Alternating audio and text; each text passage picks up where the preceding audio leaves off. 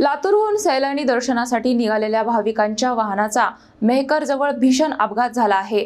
या दुर्घटनेत 2 भाविकांचा मृत्यू झाला असून तब्बल 16 जण जखमी झाल्याची माहिती समोर आली आहे। लातूर जिल्ह्यातून बुलढाणा जिल्ह्यातील सैलानी येथे दर्शनासाठी निघालेल्या भाविकांच्या वाहनाचा मेहकर जवळ अपघात झाला। सकाळच्या सुमारास घडलेल्या या दुर्घटनेत वाहन अचानक नियंत्रण सुटून पलटी झाली। या अपघातात 2 भाविकांचा जागीच मृत्यू झाला असून 16 जण जखमी झाले आहेत। घटनेनंतर परिसरात एकच खळबळ उडाली। स्थानिक नागरिकांनी तत्परता दाखवत जखमींना तात्काळ मेहकर येथील ग्रामीण रुग्णालयात दाखल केले। तेथे प्राथमिक उपचारानंतर गंभीर जखमींना पुढील उपचारासाठी छत्रपती संभाजीनगर येथे हलविण्यात आल्याची माहिती वैद्यकीय अधिकाऱ्यांनी दिली। दरम्यान अपघाताची माहिती मिळताच माजी आमदार संजय रायमुलकर यांनी रुग्णालयात भेट देत जखमी भाविकांची विचारपूस केली। या घटनेमुळे परिसरात हळहळ व्यक्त होत असून पुढील तपास सुरू आहे।